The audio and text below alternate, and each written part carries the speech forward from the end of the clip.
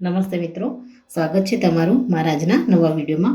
મિત્રો, આજે આપણે બનાવીશું સોયા કુરમા. તેના માટે સોયાબીન લીધા છે. સોયાબીનને આપણે 10થી 15 મિનિટ પહેલાં આપણે પલાળીને લીધા છે. આપણે એક મીડિયમ સાઇઝનું બટાકું લઈશું અને આપણે પહેલાં તો ક્રશ કરી લઈશું. મિત્રો, સોયાબીનનું આપણે પાણી નીચોવી અને મિક્સર જારમાં એડ કરીશું.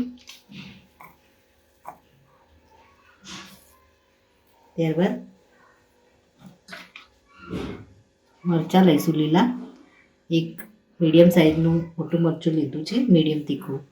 લસણ લઈશું આપણે 3 થી 4 અને આદું લઈશું એક મીડિયમ સાઇઝનું. આપણે એમાં મીડિયમ સાઇઝની બટેકું એડ કરી દઈશું. 2 ચમચી જેટલું આપણે કોર્નફ્લોર એડ કરીશું.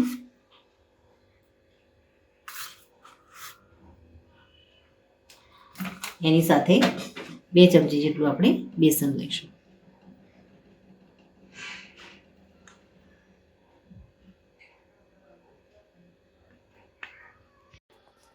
થોડું આપણે મરચું એડ કરીશું. મીઠું આપણે લઈ લઈશું અને ગરમ મસાલો આપણે થોડો એડ કરી દઈશું.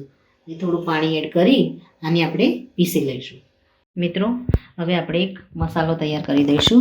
તો એના માટે મેં આખા ધાણા લીધા છે, તજના 2 ટુકડા લીધા છે, જાવિત્રી 2 ઇલાયચી લઈશું, થોડું આપણે ટુકડો જાયફળ લઈશું, 3 થી 4 આપણે લવિંગ લીધા છે, આપણે મોટી ઇલાયચી 1 લઈશું, જીરું અને મરી. આને આપણે પાવડર કરી દઈશું. મિત્રો, સોયાબીનને આપણે પીસી અને રેડી કરી દીધા છે. એમાંથી આપણે આ રીતના મીડિયમ સાઇઝના ગોળા વાળી અને એને ફ્રાય કરી લઈશું ગરમ તેલમાં. મિત્રો, તેલ સરસ એવું ગરમ થઈ ગયું છે.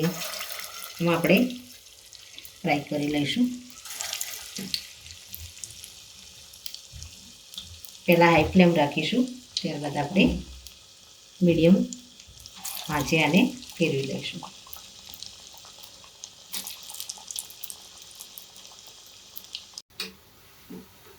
સોયાબીન સરસ એવું તળાઈ અને રેડી થઈ ગયા છે. અને આપણે બહાર લઈ લઈશું. અને આ રીતે બધા જ કબાબને આપણે તળી લઈશું. મિત્રો, હવે એક મિક્સર જાર લઈશું. એમાં આપણે તળેલા કાજુ અને ફ્રાય કરેલી ડુંગળી એડ કરી આની પેસ્ટ બનાવી દઈશું આપણે. મિત્રો, આપણે એક વાસણ લઈશું. હવે એમાં 1 વાટકી દહીં એડ કરી દઈશું. ત્યારબાદ એમાં આદુ, મરચાં અને લસણની પેસ્ટ આપણે રેડી કરી છે એ એડ કરી દઈશું. ત્યારબાદ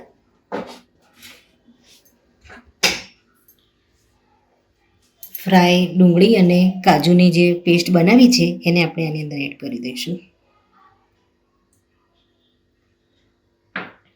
ત્યારબાદ ડ્રાય મસાલો આપણે રેડી કર્યો હતો મિક્સરમાં, એને આપણે આની અંદર એડ કરી દઈશું. ત્યારબાદ આપણે મસાલા કરીશું. તો સૌથી પહેલાં આપણે મીઠું એડ કરી દઈશું ટેસ્ટ મુજબ. ધાણા જીરું એડ કરીશું. લાલ મરચું એડ કરીશું અને ગરમ મસાલો આપણે લઈ લઈશું. હળદર લઈ લઈશું. મિત્રો, આને આપણે પહેલાં તો મિક્સ કરી દઈશું. સારી રીતે મિક્સ થાય ત્યારબાદ જ આપણે આને ગેસ ઉપર મૂકીશું, નહીંતર દહીં ફાટી જાય. પહેલાં બરાબર મિક્સ કરી પછી આપણે એને ગેસ પર ચડાવીશું. મિત્રો, આપણે હવે ગેસને ઓન કરી ગેસ ઉપર આપણે કઢાઈને મૂકી દીધી છે અને આ રીતે આપણે થોડું ચલાવતા રહીશું. થોડા મસાલા સાથે દહીં શેકાઈ જાય, સારી રીતે કૂક થઈ જાય ત્યારબાદ આપણે જરૂર મુજબ પાણી એડ કરીશું આની અંદર. મિત્રો મસાલા સરસ એવા કૂક થઈ ગયા છે. આપણે આમાં પાણી એડ કરી દઈશું.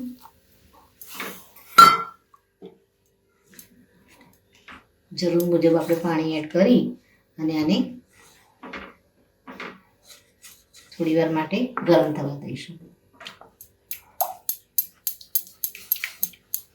હવે આપણે ગેસને થોડો મીડિયમ કરી દઈશું અને રેડી કરેલા સોયા કબાબ આપણે આની અંદર એડ કરી દઈશું.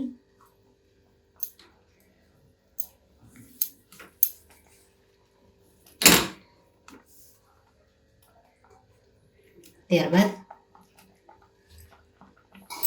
એકવાર આપણે આને ચલાવી લઈશું અને ઢાંકી અને 1 થી 2 મિનિટ માટે આપણે આને કૂક થવા દઈશું. અને હવે ચેક કરી લઈશું આપણે. સોયા કબાબ કોરમા બનીને રેડી થઈ ગઈ છે. હવે આપણે ગેસને ધીમો કરી ઉપરથી આપણે આદુના લચ્છા એડ કરી દઈશું અને કોથમીર આપણે થોડી વધારે પ્રમાણમાં એડ કરીશું અને ગેસને આપણે બંધ કરી લઈશું. મિત્રો હવે આપણે તેલમાં થોડું મરચું એડ કરી દઈશું કાશ્મીરી અને આ વઘારને આપણે સોયાબીન કોરમા બનાવ્યા છે એના ઉપર આપણે એડ કરી દઈશું. ઉપરથી આપણે વઘાર એડ કરી દઈશું.